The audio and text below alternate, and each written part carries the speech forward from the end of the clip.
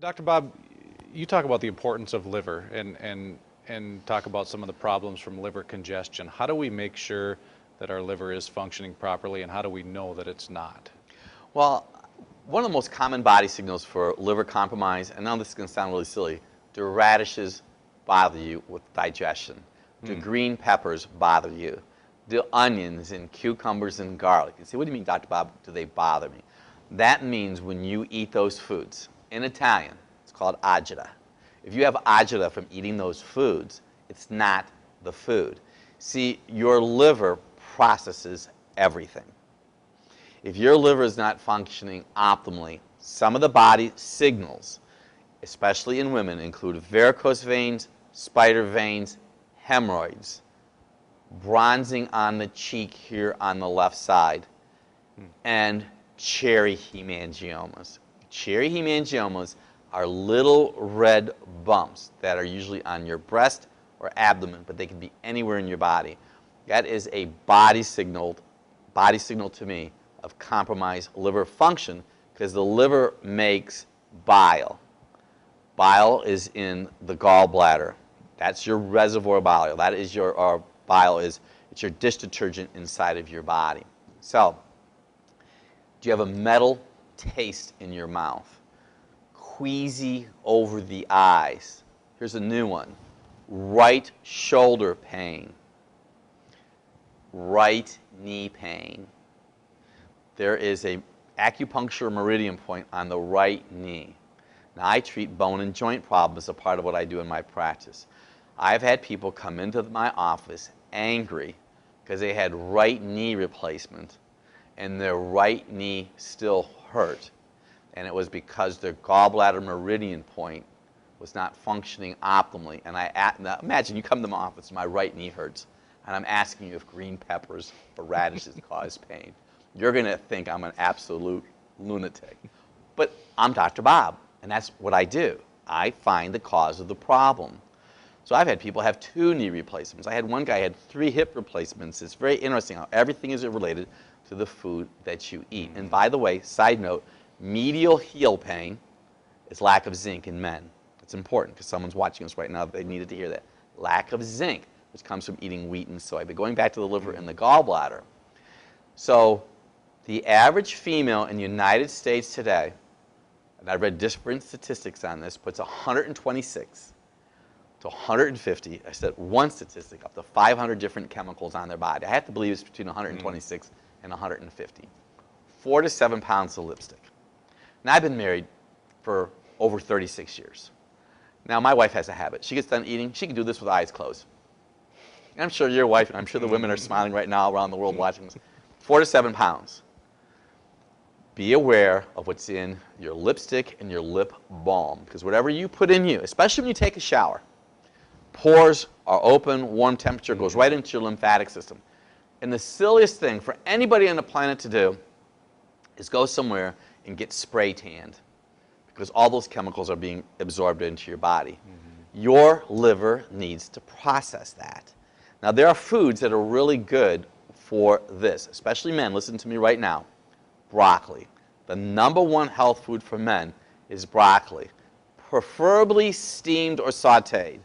Yes, frequently raw, but if you look at raw broccoli and then you steam it, it becomes vibrant green. Very green, yep. Because the chlorophyll has been released into the fiber. So that's important. I eat broccoli nearly every day except when I'm traveling around. And I usually eat it cooked, because there are people who will say that broccoli is a goitrin that compromises subpar thyroid function. But only 14% of the people in the United States today get enough fruits and vegetables anyway. And trust me, it's not all broccoli. And 1/3 of the world does not have enough subpar thyroid function. So I don't believe that's a true statistic. But men need to eat broccoli because men are exposed to too much estrogen.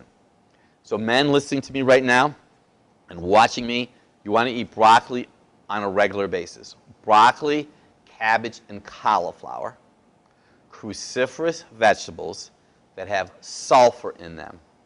Sulfur combines with estrogen. You also want to eat protein. I promote eggs, of course, animal protein, preferably organic. But eggs, onion, and garlic, the same foods that promote liver function, are a source of sulfur. Sulfur and protein combine with the toxins in phase 1 and phase 2 of liver detoxification. If you've had your tonsils out, now I had my tonsils out because everybody did that were baby boomers in 1962. Just we went to the factory and they took them out. Your tonsils are the storehouse for sulfur. So if you had your tonsils out, you don't have a storehouse for sulfur. So you want to make sure you eat eggs, onion, and garlic on a regular basis. And by the way, parasites do not like to live in a body that has adequate sulfur in it. It's a little interesting nugget. So if you had your tonsils out and you don't like eggs, onion, and garlic because your liver is compromised, you want to eat Dr. Bob's apple, beet, and carrot. This apple is so important.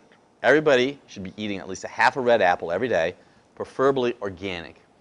I know this is a plum, but for the purpose of the program, you want to eat at least a third cup of organic beet every day to lower your cholesterol 40%, 4 or 5 baby carrots or 1 medium carrot. I want you to be aware of the medications that you're taking. Statin drugs, the #1 side effect is liver disease. Now I'm going to throw some interesting nuggets out to you now. If you have sweaty, smelly feet, and I used to have sweaty, smelly feet because I used to drink alcohol. But by the grace of God, I stopped drinking alcohol in the early 1990s because I knew what it was doing to me, and it wasn't doing a whole lot of good stuff. But I used to have cherry hemangiomas. I used to have sweaty armpits on my T-shirts, and my feet, take my shoes off, the wallpaper would peel off. So I made this wise choice to stop doing that. I said, Dr. Bob, where are you going with this one?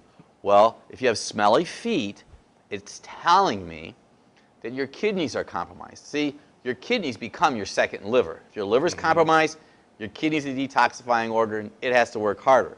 But if your kidneys are getting compromised, your feet are the next aspect. Then, of course, your skin's a part of that also. So if you have sweaty, smelly feet, and you have high blood pressure, and even a vitamin D problem, because see, the kidneys have a lot to do with vitamin D also.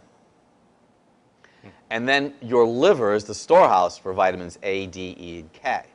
So if you have these body signals right now, and you know what? Patients and people have these little skin tabs around their neck right here, and they get them taken off with laser, guess what happens? They come back. People who have their hemorrhoids fixed, if they don't fix their liver, they come back.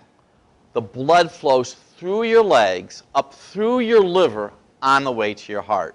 If your liver is compromised, you're going to have hemorrhoids. If your liver is compromised, you're going to have varicose veins. There are vein stripping clinics today with laser, and you can have it done. I'm going to tell you right now, unless you fix the good old liver, it'll be back. They'll be back. Same with skin tabs. If you're starting to notice multiple birthmarks or nevi or moles on your body, it's a body signal to me that your liver is not functioning optimally. Do you see yellow around the white part of your eye? That's a body signal to me that your liver is not functioning optimally. Now I'm going to throw a whole nother concept out right now when it comes to liver. This is for men in prostate cancer.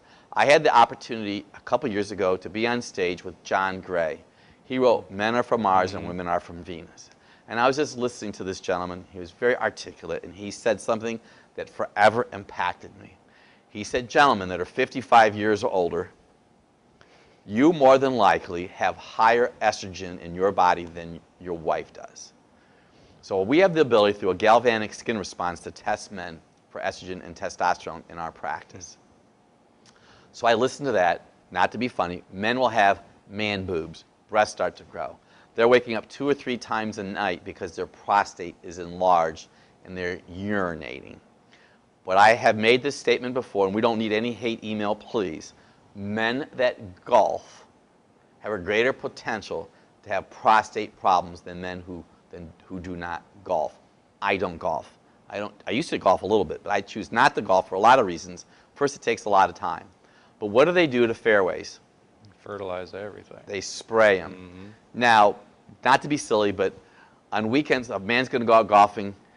In a town we call them, they wear their guinea tees, their sleeveless T-shirts, you know. They always buy a cigar. Not always, but, you know, we're just having fun right now. So they go out with their T-shirts, you know, and they're going to go hit the ball. They have the cigar, and if the dew of the morning is kicking up, you're breathing that in. And then if you have a blade of grass or dirt on your golf ball, some men will lick the blade off, and then they're going to go up to the putting green. What are they going to do with their cigar? They're going to put it on the ground, and then they're going to putt, and then afterwards they're going to have an event. They're going to eat. toxic meat, drink too much beer. You could do that once in a while. But I have an acquaintance of mine that does that 5 days a week. Not all the details. So I assessed him. He's 67 years old. His testosterone was down here. His estrogen was on the top. When I assessed him, his swollen prostate, and they want to take his prostate gland out. And I explained to him all this was going on. So he's never lost hope, but his liver was compromised.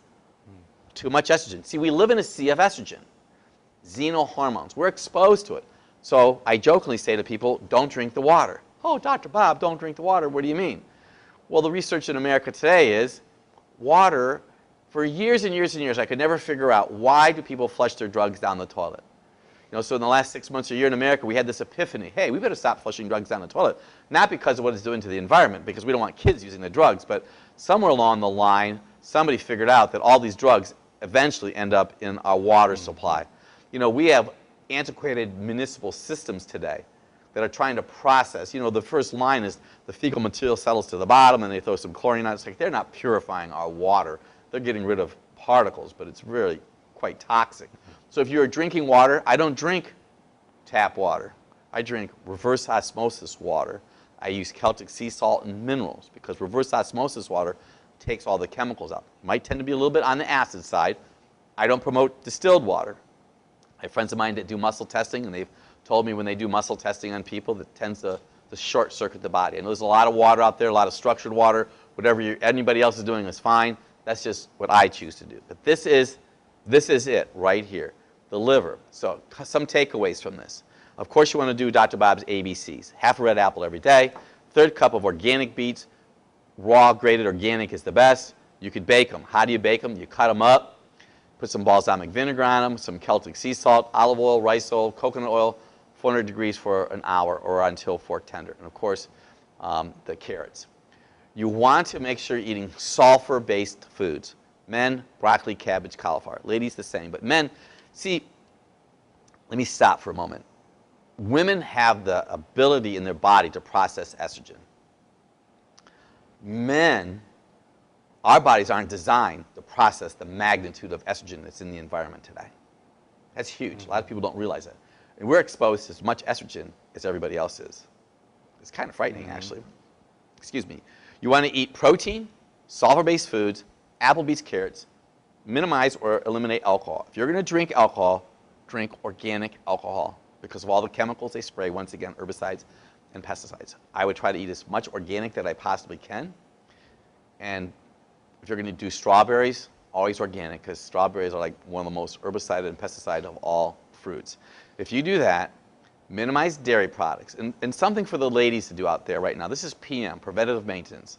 Buy a 55-centimeter ball and start bouncing on it every day because that's going to promote lymphatic movement in the body. See, the lymphatic system is the sewer system that ends up into your liver. So if you're watching me right now and you've had cancer and they told you that it spread to your lymphatic system, that is not entirely bad. Listen, I'm going to word this to you. See, your lymph system is doing its job. It eats unwanted, unfriendly bacteria. So the preventative maintenance, for those of you who want to prevent cancer, you want your lymph nodes to process constantly. That's why you want to drink water. The water keeps that lymphatic system going. Dairy products congest the lymphatic system. A compromised liver is going to back up into the lymphatic system. So when they tell you that the cancer spread to your lymph nodes, it really hasn't spread per se. The lymph nodes are doing their job. It's kind of like being at a large superstore on Black Friday and everybody is there trying to get their merchandise and they can't process them fast enough. So my heart to those of you, this has happened already, but if you have a family member, you see, when a family member has cancer, everybody thinks genetically the family's going to get cancer. If you go to the club that everybody goes to every Friday night and eat the same fish and do the same thing, you're going to get what they have. My wife and I made the choice to change what we do. So we drink water from pure source. We eat as much organic that we possibly can. I know there could be some people watching us right now and say, oh, Dr. Bob, organic is so expensive. It's not. Even the major box stores today are selling organic. You buy things on sale. You can save 50% on your food budget just by doing something very novel. You know what that is? Cooking yourself at home. and you'll keep your body functioning optimally, and it'll flourish forever.